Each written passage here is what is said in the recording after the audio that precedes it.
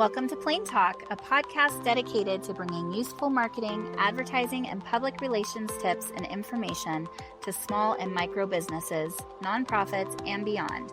Hosted by the team at In Plain Sight Marketing. We're excited you're here. Hi, I'm Olivia, and welcome to Plain Talk. Today we have Renee, and we're going to be talking about the evolution of In Plain Sight Marketing and how it all got started. So, Renee, can you tell me how you went about starting your business? Yeah, so it took me actually a couple of years to get it going and to get the courage to start my own business. It was, I had started thinking about it right before my husband and I started having kids, and then it didn't actually happen until after we had our first child. So it's a little terrifying to go out on your own when you've got a family to, help provide for. But I had worked in advertising for about 5 years. And I had seen how many agencies in that space, this was, back in 2008, I had seen how there were several agencies who were taking advantage of their clients, kind of nickel and diming them. There was I was working for a national trade publication in motorcycle and ATV industry.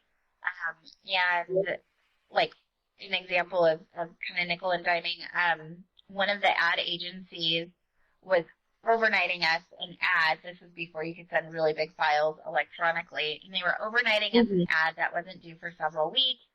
And it was an ad we already had on file once I looked at the disc. But just to kind of like blasé, we'll just bill the client, not a big deal. We'll get it sent to you. And it was an ad that wasn't due, that didn't need to be overnighted. It was when we had on file. And it just made me so sad for the company. It felt like they were being taken from their job. So that was kind of the start. I guess it wasn't 2008, it was 2006. I guess that was kind of the start of wanting to start an agency that was for the client, that was an advocate for them, that was part of their team, in their corner. After that position, I went to selling local advertising for a couple of our local papers, and I just saw our mom and pop having all of these different sales reps come in and try and sell them ads, and no one was really offering them like solutions. And so it just kept coming back to that. I want an agency that's for the client, that's part of their team, that's helping them navigate all these different opportunities in their marketing. And so in 2011, September 2011, I went for it. I registered IPSM as a business with the state of Nevada. And then it took me about 3 more months before I took it full time and launched it full time in January of 2012. So it literally started at my kitchen table. I always talk about how ironic it is to be back at my kitchen table with it behind me since we've gone remote. But it's been a crazy year, or crazy 11 years. Yeah. From the beginning. Yeah. That's awesome. Yeah, so, we started really just doing overall strategy, media buy, social media management, and then it morphed into campaign management for some of our local political candidates, and then it morphed into websites and graphics, and then it morphed into public relations, and then it just keeps changing and getting bigger and better. Anytime we have a client who says, hey, I need something like this, we always are willing to partner with them and figure out how to make it work. So as our clients' needs grow, the agency capabilities grow. That's great. Yeah. Can you tell me a little bit about your experience learning about the business and running it and doing all the things? Yeah. So coming from a newspaper background, right, or advertising background, where you have a whole team on the back end. Like my job was to sell the ads, to sell the to sell the product, work with the companies on their creative. But I had a team behind me doing all the things, doing the billing, doing the contracts, doing the artwork, doing everything that goes into it. And so when you then go off and start a business, I didn't go to school to run a business. I have an English degree and a minor in communication. So there's a very steep learning curve when you get started running your own business, because you have to learn about contracts and proposals and negotiations, and then you have to go back and do the work, especially when when I first started out, it was a team of one. So everything that had to do with running the business, the billing, the collection of payments, taxes, reporting, keeping up to date on all your things. I mean, it's incredibly overwhelming. Which is why I love mentoring at the Adams Hub, because they will help, like if you're a startup business, they'll help you walk through how to start your business. I wish I had thought out resources for that, because it's been an ongoing learning opportunity. It's another opportunity.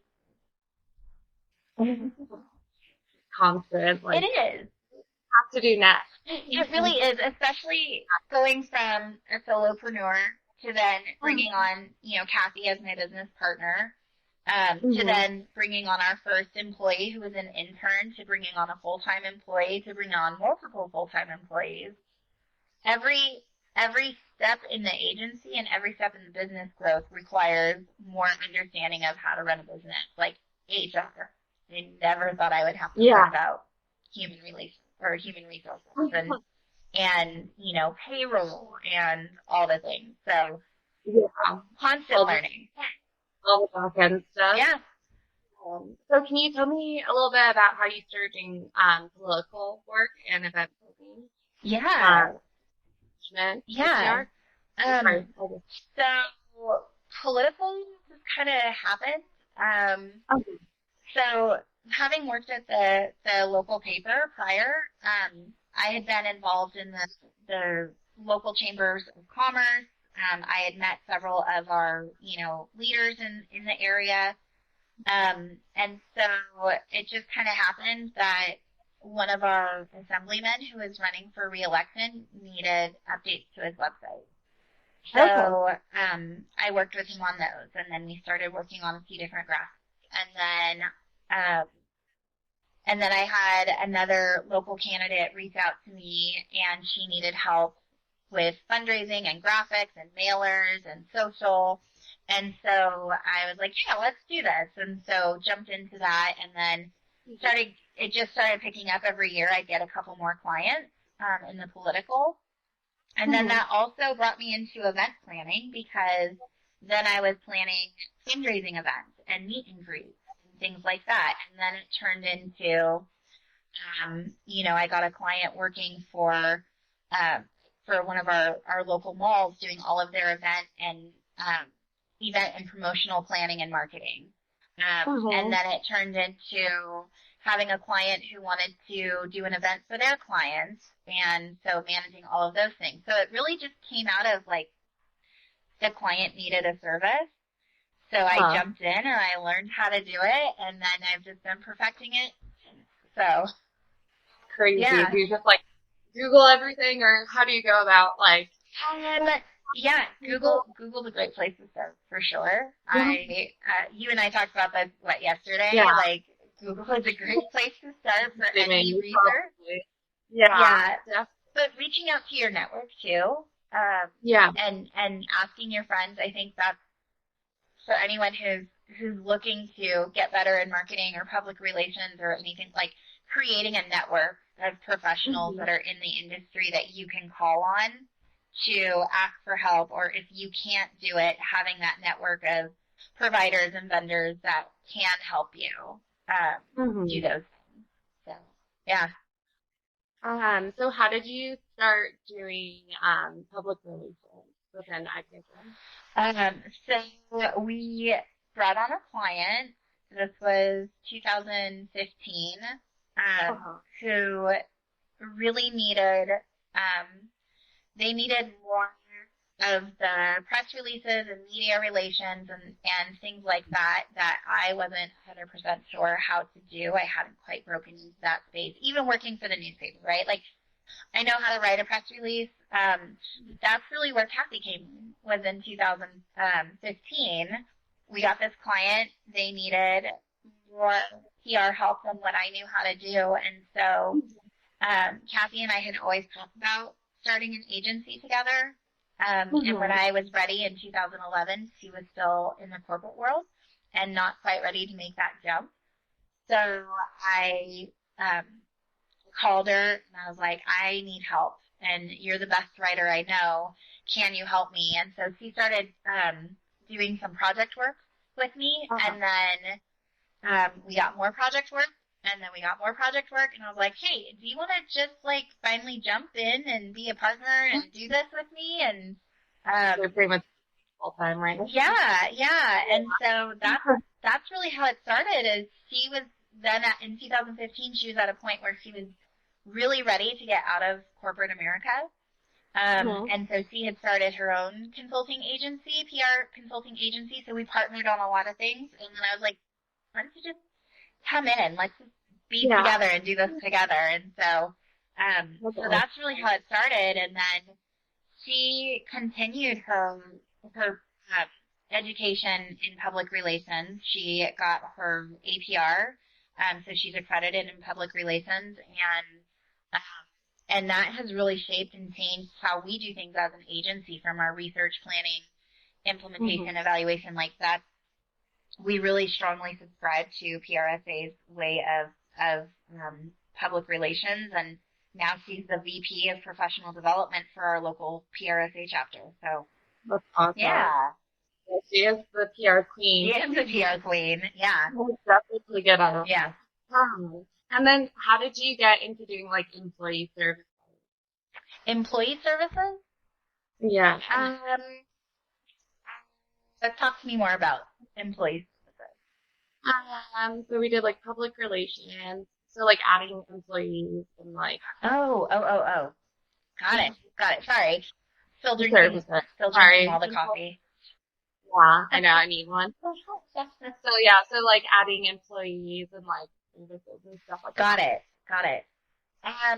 So, trying to remember back when we hired our first intern, and that was really our first step into... Our intern was our first, employee, right?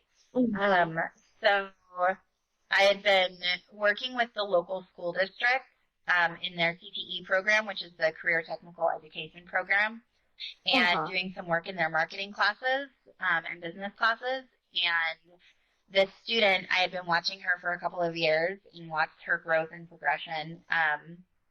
They did a Shark Tank competition where they had together a business plan and pitch it to a panel of sharks.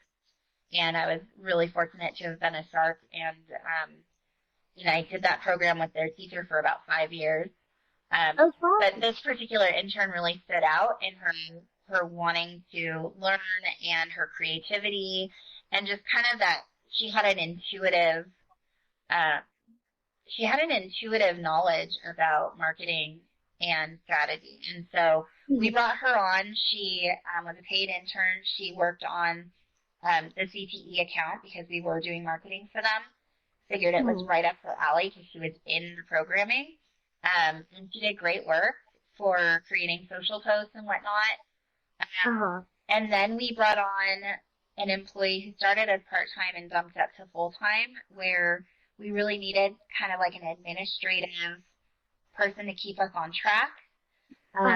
She happened to have a marketing background, so then she ended up doing like some project management work, and then also started doing some client work as well. And as we kept getting more clients, we just kept adding more employees.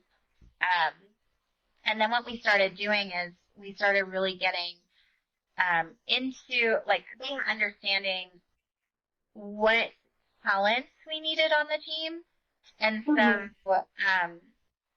And so how we have hired employees over the years has changed, where we're looking for someone who's a really great fit for our organization and also has that desire to learn more and get really creative. And you know, that's where you and Jordan came in, right? Because you guys are really, really wonderful creative minds. And we needed that for our clients, because sometimes you can get into that loop of, man, I've been creative all day and I just don't have any more. And so, having people who are excited about learning more, and marketing and public relations is like ever changing. So someone who wants to stay on top of their education and finding new creative ways to do things has been really great. So, and you know, if we can't do it internally, we have a great group of vendors and a network where we can, you know, find those answers and help. I know Jordan and I were doing the podcast on like marketing certification. Yeah. And we were talking about how great it is that you guys like push us to continue our learning. Yeah. Keep growing, because it is ever changing. Like you have to, you know, new software, you know, new tactics, strategies. Yeah.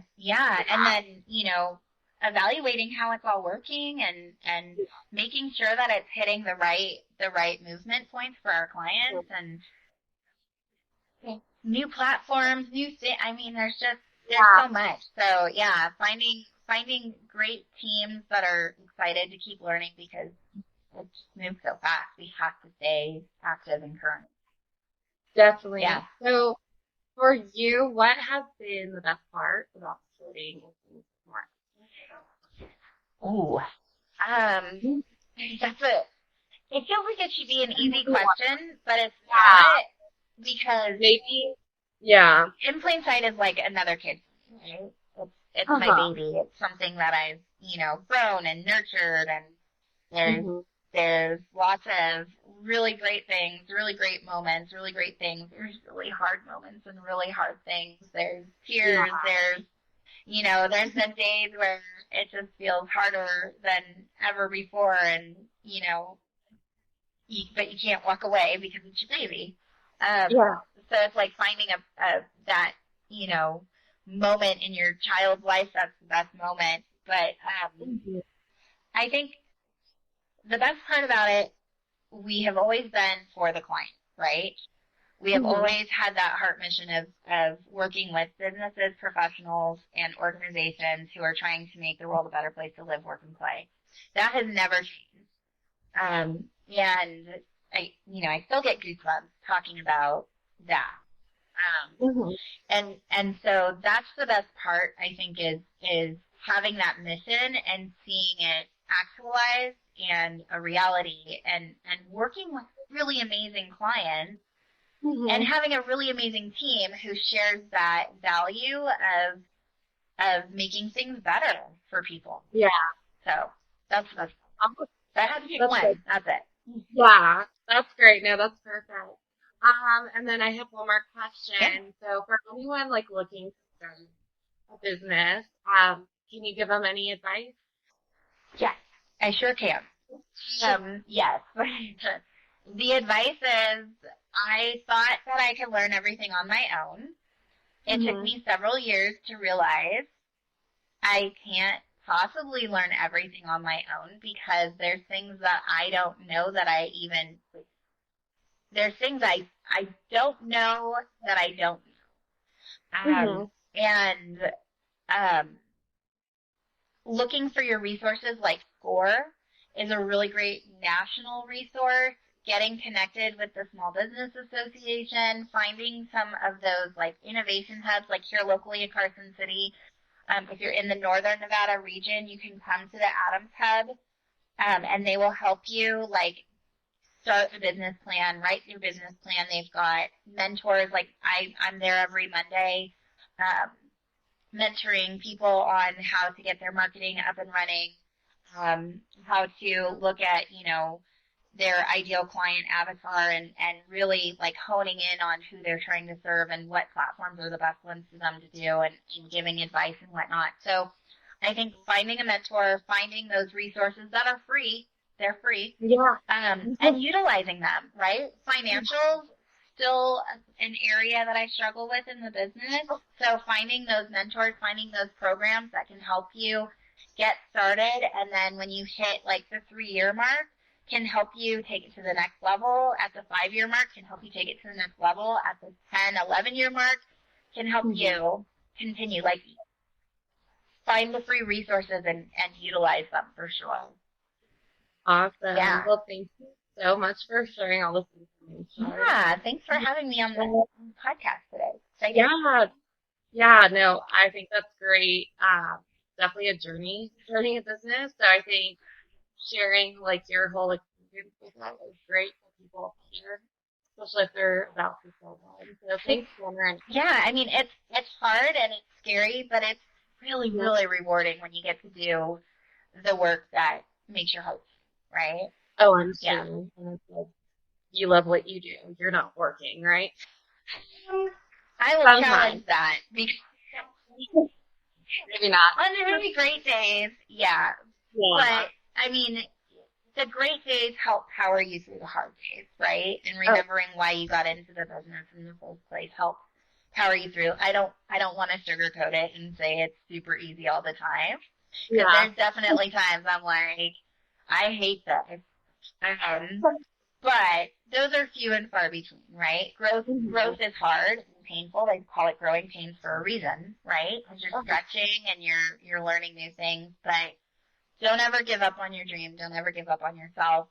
Come back to your why, and just keep pushing through it. That's awesome. Yeah. I love that. Yeah. Thanks again, Renee. It was great talking with you. Thanks, Olivia. I appreciate it. Thanks for listening to Plain Talk. If you enjoyed this podcast, please subscribe and share with your colleagues and peers. To get show notes and listen to more episodes, visit our website at IPSMLLC.com/category/podcasts.